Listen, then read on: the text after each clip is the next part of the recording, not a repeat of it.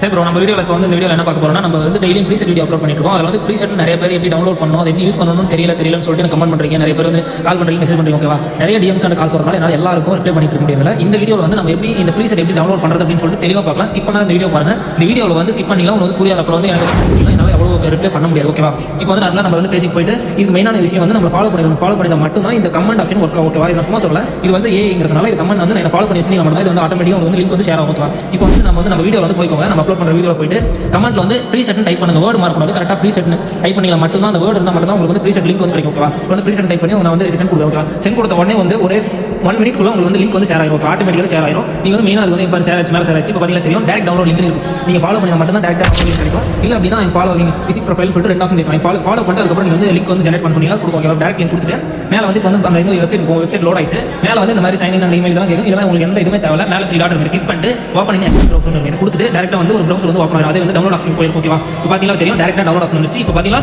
ப்ரீசெட்னா என்னன்னா இந்த டிஎன்ஜி அப்படிங்கிறது தான் ப்ரீசெட். பார்த்தீங்கன்னா தெரியும் இந்த டிஎன்ஜி இருக்கு. ஓகேவா, இப்போ வந்து டவுன்லோட் ஆப்ஷன் வந்து டவுன்லோட் ஆப்ஷன் கொடுத்துட்டு டேரக்டாக வந்து உங்களுக்கு ஃபைல் வந்து டவுன்லோட் ஆகும். ஃபைலாக டவுன்லோட் ஆகும். இமேஜ் டவுன்லோட் ஆனால் அது வந்து ப்ரீசெட் ஒர்க் ஆகாது. ஓகேவா, இப்போ பார்த்தீங்கன்னா தெரியும் சேவ் ஆப்ஷன் சேவ் கொடுத்து ஃபைல் கொடுத்து சேவ் பண்ணிக்கலாம் தெரியும். நார்மலாக வந்து சேவ் ஆயிடும். ஓகேவா, இப்போ வந்து ஓப்பன் பண்ண பாருங்க. இப்போ வந்து ஓப்பன் பண்ணிட்டு கீழே வந்து உங்களுக்கு இது வந்து ஐஃபோன் சேவ் டு ஃபைல் இருக்கு. நம்ம ஆண்ட்ராய்டு வந்து நார்மலாக வந்து சேவ் பண்ணிக்கலாம். சேவ் ஆகும். ஓகேவா, சேவ் டு ஃபைல் கொடுத்து இப்போ வந்து சேவ் கொடுத்துரும். ஓகே, சேவ் கொடுத்தா இந்த ஃபைல் வந்து சேவ் ஆயிடும். இந்த மாதிரி தான் நீங்கள் வந்து ஃபைல் வந்து சேவ் பண்ணி தெளிவாக பார்த்துக்கோங்க. உங்கள் ஃப்ரெண்ட்ஸ்க்கும் ஷேர் பண்ணுங்க. எடிட்டராக இருந்தால் கண்டிப்பாக உங்களுக்கு யூஸ்ஃபுல்லாக இருக்கும். ஓகேவா, நம்ம பேஜ் ஃபாலோ பண்ணி வச்சுக்கோங்க. ரெகுலராக யூஸ் போட்டுருக்கோம். மறக்காம வந்து வீடியோ லைக் பண்ணிக்கோங்க. கமெண்ட்ல உங்களுக்கு என்ன டவுட் இருக்கோ கமெண்ட்ல சொல்லுங்க. நான் வந்து உங்களுக்கு ரிப்ளை பண்ணுறேன். குட் பை, நெக்ஸ்ட் வீடியோ சந்திக்கலாம்.